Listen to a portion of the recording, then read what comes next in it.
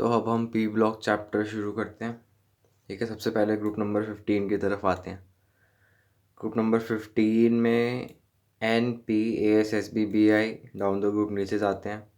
Electronic configuration इसकी ये होती है। अब इसमें जो नाइट्रोजन के लिए हमें पता है इसके वैलेंस इलेक्ट्रॉन्स 5 होते हैं, तो ये मैक्सिमम 5 इलेक्ट्रॉन्स लूज़ कर सकता है। तो इसकी ऑक्सीडेशन स्टेट जो है, ठीक है, या तो ये complete octet inert gas electronic configuration attain करने के लिए या तो 3 इलेक्ट्रॉन गेन कर लेगा, 5 और 3 8, या फिर 5 के 5 उड़ा देगा। तो +3 से लेकर -3 से लेकर +5 तक इसकी जो ऑक्सीडेशन स्टेट है वो वेरी करती है। अब इसके अंदर जो कुछ भी दे रखा है वो पढ़ लेते हैं। इनर्ट पेयर इफेक्ट की वजह से जो BI है, BI में +3 ऑक्सीडेशन स्टेट ज़्यादा स्टेबल है as compare to +5 oxidation. But ऊपर के जितने भी हैं NP AS SB तक, ठीक है, ये सब के सब +5 में ज़्यादा स्टेबल हैं। बट जो लास्ट एलिमेंट होता है, ठीक है, ग्रुप P ब्लॉक के एलिमेंट्स का, ग्रुप नंबर 15 16, ठीक है, इनके अंदर क्या होता है, जो सबसे लास्ट वाला एलिमेंट है, सिर्फ और सिर्फ लास्ट, ठीक है, ग्रुप नंबर 14 15 और 16 में ऑक्सीजन और फ्लोरीन वाले ग्रुप की हम बात नहीं करते फिलहाल, ठीक है। बट जो लास्ट वाले ग्रुप होते हैं, लास्ट वाला एलिमेंट होता है इन ग्रुप का, सिर्फ उसी ग्रुप में इनर्ट पेयर इफेक्ट देखने को मिलता है। तो लास्ट वाला जो एलिमेंट होता है उसमें लोअर ऑक्सीडेशन स्टेट ज़्यादा स्टेबल होती है, तो +3 इनर्ट पेयर इफेक्ट की वजह से ज़्यादा स्टेबल हो जाएगी। Reason, inability of S orbital के जो इलेक्ट्रॉन्स होते हैं, और एस ऑर्बिटल में 2 इलेक्ट्रॉन आ सकते हैं, तो 2 हम जो है इलेक्ट्रॉन्स एस ऑर्बिटल के, उसे हम इलेक्ट्रॉनिक कॉन्फ़िगरेशन के अंदर यूज़ नहीं करते, ठीक है, क्योंकि ये इनर्ट हो जाते हैं due to poor shielding by F orbital, ठीक है। अब जो AS है, आर्सेनियम, और SB है, इन दोनों के अंदर डी ऑर्बिटल आ जाता है, ठीक है। और हमें पता है कि जो स्क्रीनिंग का इफेक्ट है या फिर शील्डिंग का इफेक्ट है वो होता है SPDF। तो D की शील्डिंग भी पुअर ही है, बट इन दोनों के अंदर F ऑर्बिटल नहीं आता अभी, ठीक है। तो इसीलिए इनमें +5 ऑक्सीडेशन स्टेट स्टेबल रहता है। बट जैसे ही लास्ट एलिमेंट आता है BI, इसके अंदर F ऑर्बिटल आ जाता है, जिसकी वजह से जो शील्डिंग का इफेक्ट है वो बहुत ही ज़्यादा पुअर हो जाता है, ठीक है। D और F की कंबाइन शील्डिंग हो जाती है, जिसकी वजह से जो इनका शील्डिंग का इफेक्ट है वो बहुत ही ज़्यादा पुअर हो जाता है। इसीलिए जो Z इफेक्टिव है उसकी वैल्यू बढ़ जाती है, और NH2 के जो इलेक्ट्रॉन्स हैं, ये वाले इलेक्ट्रॉन्स, इनको न्यूक्लियस अपनी तरफ अट्रैक्ट बहुत ज़्यादा फोर्स के साथ कर लेता है, जिसकी वजह से ये बॉन्डिंग के अंदर पार्टिसिपेट नहीं कर पाते और इनको हम लूज़ नहीं कर सकते। इसीलिए लास्ट वाले एलिमेंट की ऑक्सीडेशन स्टेट +3 रह जाती है। Nitrogen has 5 valence electrons, so easily shows +5 oxidation state, but N do not have D orbital to promote electrons, क्योंकि जो डी ऑर्बिटल है वो थर्ड पीरियड से शुरू होता है, ठीक है, फोर्थ पीरियड से शुरू होता है, ठीक है। फोर्थ पीरियड से भी नहीं, थर्ड पीरियड से शुरू होता है। बट जो सेकंड पीरियड के एलिमेंट्स हैं उनके पास डी ऑर्बिटल नहीं होता, तो वो मैक्सिमम 4 उनके पास अनपेड इलेक्ट्रॉन्स हो सकते हैं मैक्सिमम। इसकी वजह से वो 4 बॉन्ड्स ही बना सकते हैं। But N do not have D orbital to promote electrons, thus it can not show covalency beyond 4। Covalency का मतलब क्या है? कोवेलेंसी, ठीक है, covalent bonds, number of covalent bonds, ठीक है। कोवेलेंट बॉन्ड्स या फिर कोवेलेंट बॉन्ड का मतलब होता है जितने भी टोटल नंबर ऑफ बॉन्ड्स हैं उसके अंदर सिग्मा और पाई दोनों को इंक्लूड कर लेते हैं हम, ठीक है। कोवेलेंट बॉन्ड्स इज 4, तो नाइट्रोजन मैक्सिमम 4 बॉन्ड्स बनाता हुआ दिखता है हमें, ऑल्दो इसके पास नंबर ऑफ वैलेंस इलेक्ट्रॉन्स 5 होते हैं। क्यों नहीं करा पाता ये 5 इलेक्ट्रॉन्स को इसके अंदर पेयरिंग के अंदर, या फिर कॉम्प्लेक्स फॉर्मेशन के अंदर 5 के 5 इलेक्ट्रॉन्स को यूज इससे नहीं कर पाता, क्योंकि इसके पास डी ऑर्बिटल नहीं होता, और उसकी वजह से इलेक्ट्रॉन्स का प्रमोशन नहीं हो पाता, अनपेड इलेक्ट्रॉन्स नहीं मिल पाते, जिसकी वजह से कॉम्प्लेक्स फॉर्मेशन में वो पार्टिसिपेट नहीं कर पाते। Means pentahalide of nitrogen are not possible, do not exist, ठीक है। Cannot form P pi D pi multiple bond, P pi मतलब सेकेंड पीरियड का और डी पाई मतलब थर्ड पीरियड का, ठीक है। तो डी ऑर्बिटल नहीं है, इसीलिए P pi D pi multiple bond form नहीं कर सकता, but forms P pi multiple bond, P pi मतलब सेकेंड पीरियड का, क्योंकि सेकेंड पीरियड के अंदर ही है, ठीक है, विद इन इट सेल्फ।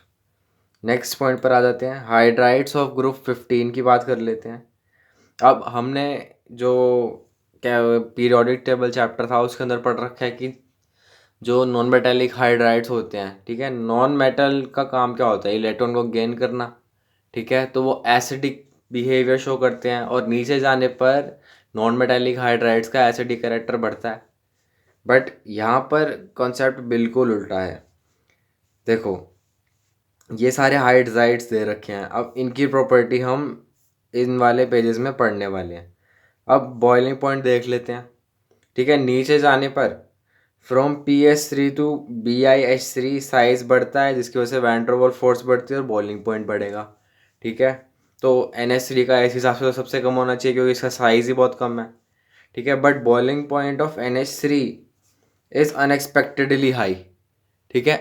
ऐसा क्यों होता है, क्योंकि NH3 के अंदर जो है हाइड्रोजन बॉन्ड पाया जाता है, जिसकी वजह से इसकी बॉन्ड स्ट्रेंथ बहुत ज़्यादा हो जाती है और बॉइलिंग पॉइंट बढ़ जाता है। इसीलिए जो हाइड्राइड्स हैं ग्रुप 15 के, इसके अंदर जो NH3 है उसको हम बीच में डाल देते हैं, ठीक है, ये सेंटर में मिलता है।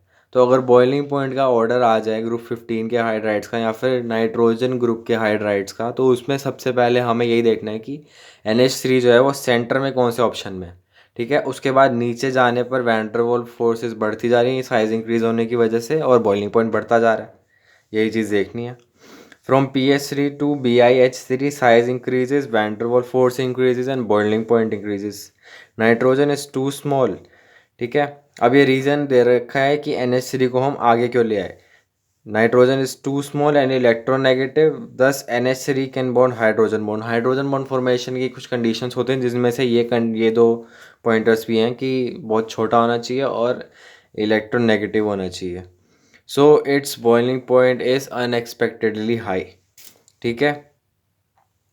NH3 is soluble in water because, अब NH3 FON hydrogen bond in elements में देखने को मिलता है, ठीक है। Because N is small and electronegative can form hydrogen bonding, ठीक है। इसीलिए जो NH3 है it is soluble in water. But PH3 होता है phosphine. Phosphine does not dissolve या फिर it is not soluble in water because इसके अंदर हाइड्रोजन बॉन्ड नहीं दिखता, ठीक है। सो बबल्स आउट।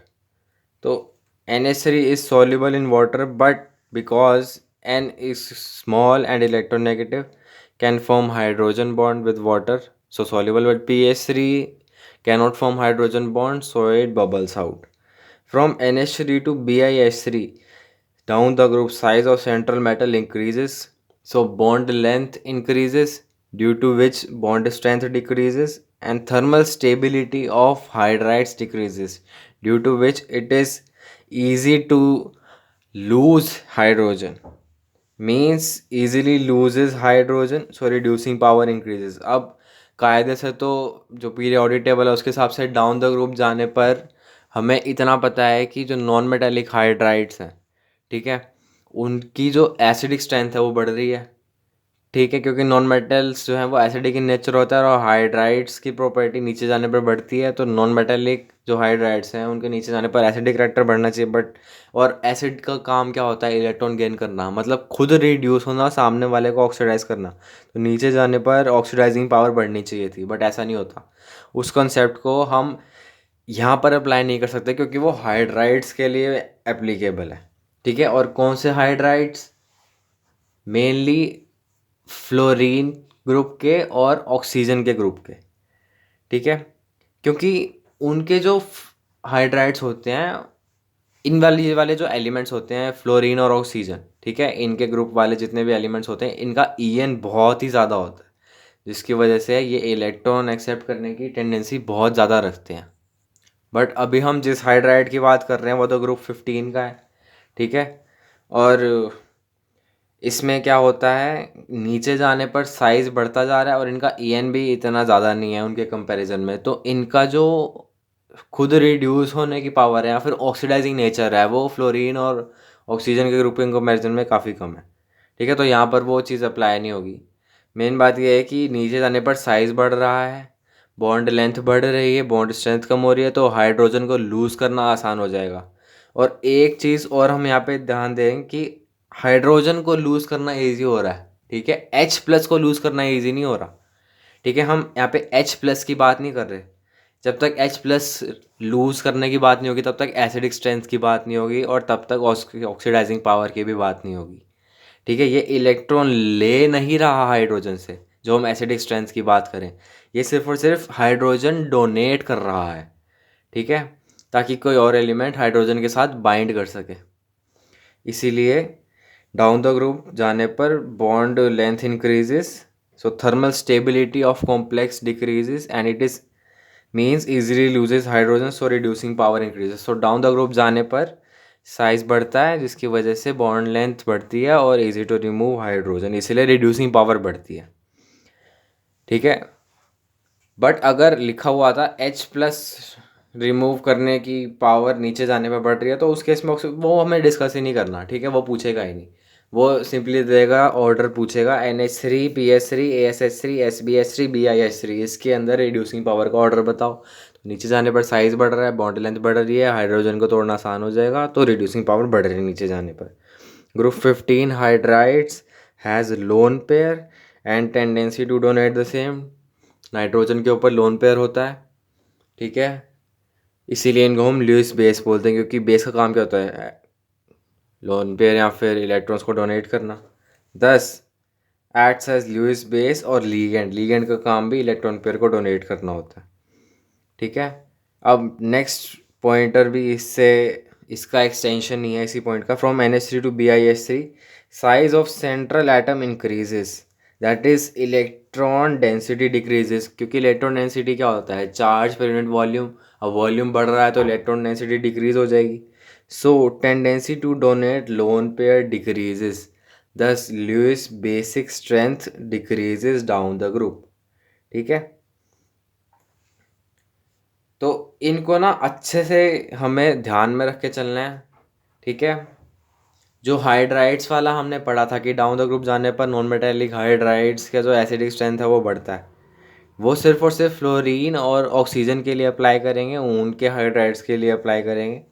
बट यहाँ पर जो लॉजिक दे रखा है ना, अब देखो, इसको हम उससे भी सेटिस्फाई कर सकते हैं कि नीचे जाने पर नॉन मेटालिक हाइड्राइड्स हैं तो इनकी एसिडिक प्रॉपर्टी बढ़ेगी। एसिडिक का काम क्या, एसिड का काम क्या होता है, इलेक्ट्रॉन गेन करना, खुद रिड्यूस होना, सामने वाले को ऑक्सीडाइज करना।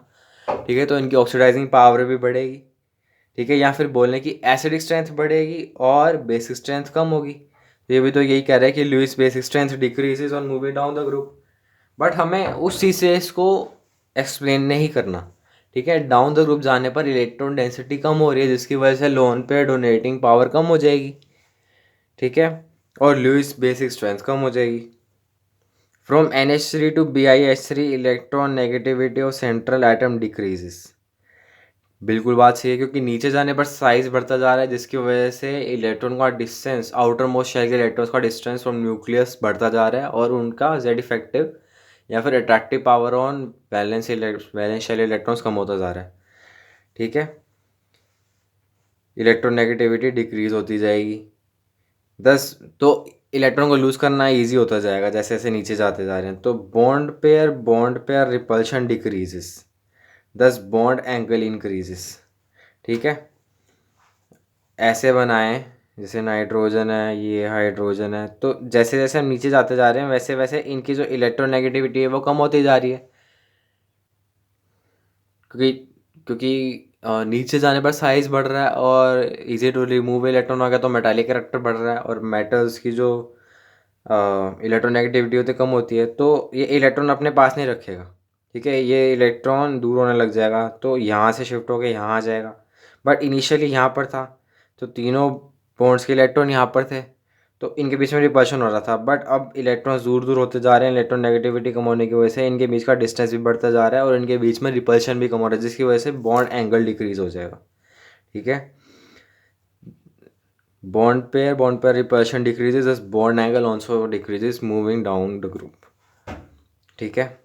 Y halogens are best oxidising agents, because left to right जाने पर साइज कम होता है, इलेक्ट्रोनेगेटिविटी बढ़ती है, एटॉमिक साइज कम हो गया, आयनाइजेशन एंथैल्पी बढ़ेगी, क्योंकि इलेक्ट्रॉन को रिमूव कराना बहुत मुश्किल हो जाता है छोटे साइज होने की वजह से, दैट इफेक्टिव ज़्यादा हो जाता है, एबिलिटी टू गेट ऑक्सीडाइज्ड मतलब इलेक्ट्रॉन लूज करने की टेंडेंसी कम हो जाती है, रिड्यूसिंग पावर डिक्रीजेज, रिड्यूसिंग सामने वाले को रिड्यूस करने की, सामने वाले को इलेक्ट्रॉन देने की पावर कम हो जाती है क्योंकि इलेक्ट्रॉन खींचते हैं ये, ऑक्सीडाइजिंग पावर इंक्रीजेज।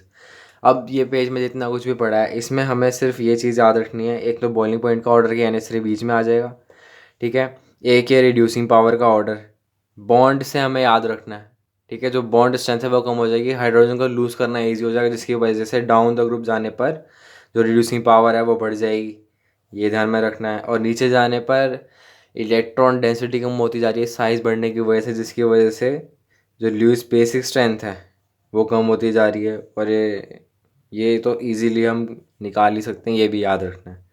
तो यहाँ पर मेनली ये सब चीज़ें याद रखनी है हमको। अब नेक्स्ट टॉपिक की तरफ जंप करते हैं। यहाँ पर दे रखा है कि जो नाइट्रोजन है, ठीक है, इट इज़ इलेक्ट्रोनेगेटिव। इलेक्ट्रोनेगेटिव होता है, इसका साइज़ बहुत छोटा होता है, पी पाई मल्टीपल बॉन्ड बना सकता है, but D pi multiple bond नहीं बना सकता क्योंकि इसके पास डी ऑर्बिटल ही नहीं होता, ठीक है।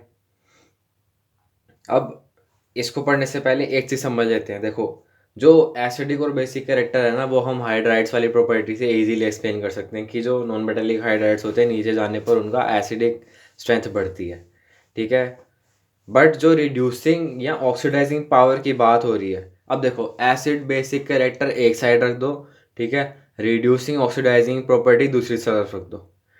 जो एसिडिक कैरेक्टर है वो हम एसिडिक या बेसिक कैरेक्टर वो हम हाइड्राइड्स वाली प्रॉपर्टी से सॉल्व कर सकते हैं जो हमने पीरियोडिक टेबल में पढ़ रखी थी, और जो रिड्यूसिंग प्रॉपर्टी है वो हाइड्रोजन से इजीली एक्सप्लेन करेंगे, ठीक है। तो एसिड बेस और ऑक्सीडाइजिंग रिड्यूसिंग प्रॉपर्टी को मिक्स नहीं करना एक दूसरे से, इन दोनों के हम रिजल्ट नहीं निकाल सकते, ठीक है। जैसे ये देखो, जो नॉन मेटालिक हाइड्राइड्स हैं नीचे जाने पर उनका एसिडिक कैरेक्टर बढ़ता है, तो नीचे जाने पर एसिडिक कैरेक्टर बढ़ेगा तो बेसिक कैरेक्टर कम हो जाएगा, तो बेसिक कैरेक्टर ऊपर आने पर बढ़ेगा, और यही ऑर्डर बेसिक कैरेक्टर का दे रखा है, जिसको इसने कैसे एक्सप्लेन किया है कि डाउन द ग्रुप साइज बढ़ रहा है जिसकी वजह से इलेक्ट्रॉन डेंसिटी कम होने की वजह से इजीली इलेक्ट्रॉन डोनेट नहीं कर पा रहा, जिसकी वजह से बेसिक कैरेक्टर कम हो रहा है, ठीक है। और यहाँ पर भी उसने ये एक्सप्लेनेशन दे रखा था बेसिक लुईस बेस स्ट्रेंथ के लिए, ठीक है। अब वो बेसिक स्ट्रेंथ हो या फिर लुईस बेस स्ट्रेंथ हो कोई फ़र्क नहीं पड़ता, दोनों सेम ही चीज़ें हैं, दोनों के अंदर इलेक्ट्रॉन डोनेट होने की ही बात हो रही है। बट जब हम रिड्यूसिंग पावर की बात करते हैं तो हम ये देखते हैं कि वो कितने हाइड्रोजन रिलीज कर सकता है, ठीक है, ना कि कितने इलेक्ट्रॉन दे सकता है। एसिड बेस की हम पर्सपेक्टिव से नहीं देखेंगे, हम उसको अलग नज़रिए से देखेंगे कि कितने हाइड्रोजन वो रिलीज़ कर सकता है, ताकि वो हाइड्रोजन रिलीज्ड सामने वाले एलिमेंट या फिर कंपाउंड में जाकर ऐड हो जाए और सामने वाले को रिड्यूस कर सके, ठीक है। तो नीचे जाने पर साइज बढ़ रहा है जिसकी वजह से हाइड्रोजन को रिलीज़ करना इजी होने की वजह से जो रिड्यूसिंग पावर है वो बढ़ रही है, ठीक है। तो ये चीज़ हमारे आगे भी बहुत काम आएगी कि जब हम रिड्यूसिंग पावर की बात कर रहे हैं इसका मतलब हम हाइड्रोजन को देखेंगे कि हाइड्रोजन या तो रिलीज़ करना आसान हो जाए या फिर नंबर ऑफ़ हाइड्रोजन या फिर जो डिसोसिएट किए जा सकते हैं नंबर ऑफ़ हाइड्रोजन वो बढ़ जाएं, तो तब रिड्यूसिंग पावर हम डिटरमाइन कर सकते हैं। और एसिड बेस स्ट्रेंथ के लिए हमारे पास ऑर्डर ऑलरेडी पता है हमें। अब हम नाइट्रोजन की बात कर लेते हैं, नाइट्रोजन गैस की बात। इसका जो मॉलिक्यूलर वेट होता है वो होता है 28, ठीक है। प्रिपरेशन देख लेते हैं। Treating aqueous solution of ammonium chloride with sodium nitrate NH4Cl, ठीक है, अमोनियम क्लोराइड को हम Na2, ठीक है। अब ये देखो Na की जो ऑक्सीडेशन स्टेट है वो +1 है, तो इसकी जगह हम HNO2 भी लिख सकते हैं।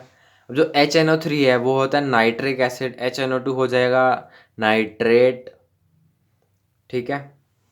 देखो HNO3 होता है नाइट्रेट, HNO2 होता है नाइट्राइट, जो आयंस की बात कर रहा हूँ मैं, ठीक है। H+ रिमूव करने के बाद NO3 minus NO2 minus N3 minus, ठीक है, जैसे जैसे ऑक्सीजन हटते जा रहे हैं वैसे वैसे हम नाम लिखते जा रहे हैं, नाइट्रेट, नाइट्राइट, नाइट्राइड।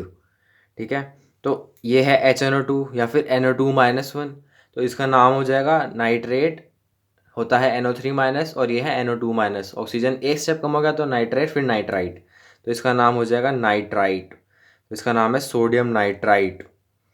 जब हम एक्वस अमोनियम क्लोराइड को रिएक्ट करवाते हैं सोडियम नाइट्राइट से, तो इसमें देखो सोडियम NaCl निकल जाएगा, ठीक है, N2 आ जाएगा और H2O आ जाएगा। ठीक है, NaCl तो निकल ही जाएगा। अब हमें NH4 और NO2 को कंबाइन करना है। ठीक है, तो NH4 और NO2 को कंबाइन मत कर देना। इसमें हमें ये चीज़ ध्यान रखनी है कि हमें ये प्रोसेस किस चीज़ का है, डाइनाइट्रोजन की फॉर्मेशन का है।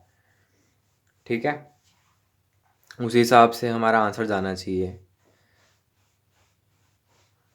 सेकंड प्रोसेस दे रखा है अमोनियम डाइक्रोमेट। डाइक्रोमेट आयन का फॉर्मूला क्या होता है, K2Cr2O7, K2 की जगह NH4 होल ट्वाइस ले लिया, NH4 to Cr2O7 को हीट किया, CrO3 मिला।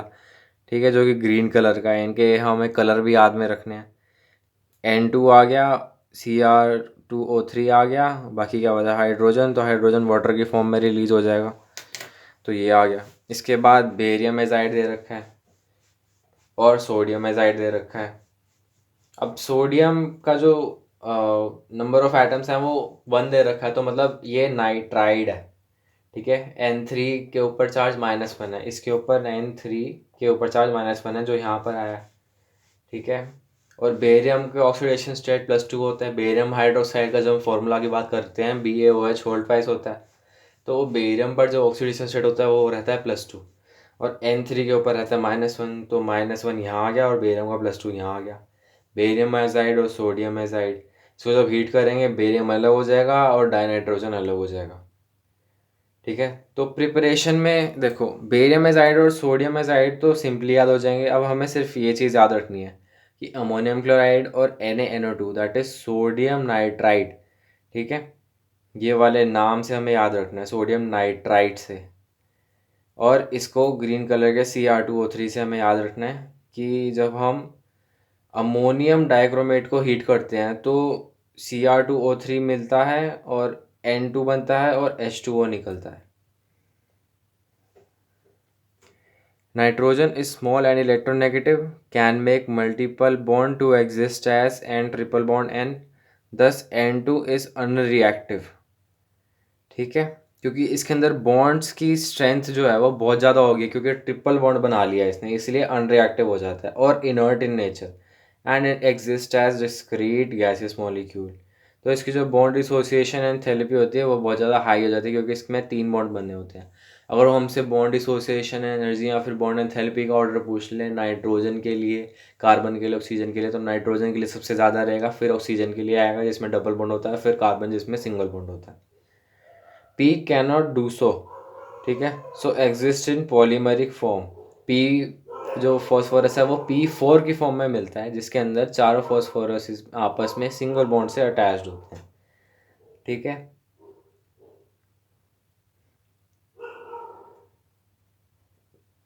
ऑल्दो P4 के अंदर भी सभी फॉस्फोरस 3-3 बॉन्ड बना रहे होते हैं, बट वो अलग अलग फॉस्फोरसिस से सिंगल सिंगल बॉन्ड से अटैच होते हैं। सिर्फ और सिर्फ एक ही फॉस्फोरस दूसरे फॉस्फोरस से ट्रिपल बॉन्ड से अटैच नहीं होता, बल्कि अलग अलग फॉस्फोरस से सिंगल बॉन्ड से अटैच होता है। Cannot form P pi multiple bond due to less electronegativity and more size, क्योंकि जो पी पाई बॉन्ड है वो सिर्फ और सिर्फ स्मॉल और मोर इलेक्ट्रोनेगेटिव एलिमेंट्स या फिर एटम्स बना सकते हैं।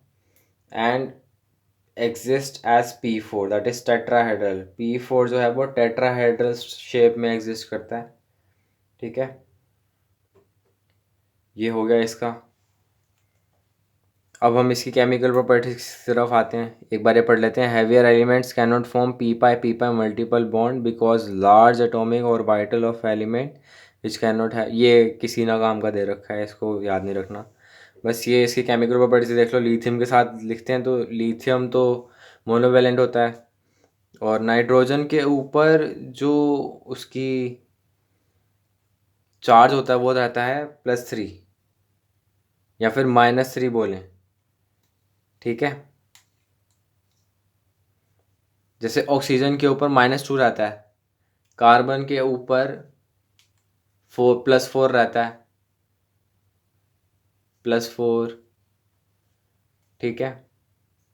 कार्बन, नाइट्रोजन, ऑक्सीजन, कार्बन पे 4, नाइट्रोजन पे 3, ऑक्सीजन पे 2, फ्लोरीन पर 1, ठीक है। तो कार्बन जो नाइट्रोजन है उसके ऊपर 3 ऑक्सीडेशन स्टेट रहेगी नेगेटिव के साथ। वो डिपेंड करता है कि उसके साथ जुड़ने वाला एलिमेंट कौन सा है। अब जैसे लिथियम है तो लिथियम मेटल है तो वो केटायन के, बट यहाँ पर अगर यहाँ पर ऑक्सीजन आता तो ऑक्सीजन आयन हो जाता और नाइट्रोजन केटायन की तरह एक्ट करता, ठीक है। लिथियम के साथ बनेगा तो Li3n, जो नाइट्रोजन है उसका -3 चार्ज यहाँ आ गया, लिथियम का 1 यहाँ आ गया। मैग्नीशियम के साथ भी सेम, मैग्नीशियम पे चार्ज +2 होता है तो मैग्नीशियम का +2 यहाँ आ गया, नाइट्रोजन का -3 यहाँ आ गया। N2 और O2 रिएक्ट करने पर NO बनाता है, ठीक है। इस रिएक्शन को हमें अच्छे से याद रखना है क्योंकि ये ऑसवाल्ड प्रोसेस के अंदर भी यूज़ होता है। ऑसवाल्ड प्रोसेस होता है नाइट्रिक एसिड के फॉर्मेशन के लिए, HNO3 के फॉर्मेशन के लिए। उसके अंदर हम अमोनिया का यूज़ करते हैं, ठीक है। और फिर हम अमोनिया को वाटर के साथ हीट करके NO बनाते हैं। फिर NO के ऊपर हम ½ O2 डालकर NO2 बनाते हैं। तो स्टेप बाय स्टेप फॉर्मेशन होता है, ठीक है ना। तो जैसे ऑक्सीजन और नाइट्रोजन को जब हम कंबाइन करेंगे तो NO बनेगा, डायरेक्टली NO2 नहीं बन जाएगा। NO2 बनाने के लिए हमें NO में ½ O2 डालना पड़ेगा। तो इस चीज़ को हमें ध्यान रखना है। फिर नेक्स्ट स्टेप में दे रखा है H2 एंड NHN2। ये हेबर प्रोसेस है अमोनिया के फॉर्मेशन के लिए। इसकी कंडीशन यहाँ दे रखी है, वो हम पढ़ लेंगे अभी। अब हम यूजेस ऑफ N2 देख लेते हैं। मेकिंग ऑफ अमोनिया, अमोनिया के फॉर्मेशन के लिए हमें N2 चाहिए, H2 भी चाहिए। Through Haber process to provide inert atmosphere in steel industry and it acts as a refrigerant, क्योंकि जो लिक्विड नाइट्रोजन है उसका टेम्परेचर -196 डिग्री सेल्सियस होता है, बहुत कम टेम्परेचर है। इसीलिए हम आर्टिफिशियल इंसेमिनेशन या फिर जो पोलन बैंक्स हैं उनके अंदर जो हमारे गैमीट्स हैं उनको प्रिजर्व करने के लिए बहुत लो टेम्परेचर पर लिक्विड नाइट्रोजन का यूज़ करते हैं। तो जो लिक्विड नाइट्रोजन है, ठीक है, N2 लिक्विड वाली, it acts as a refrigerant gas.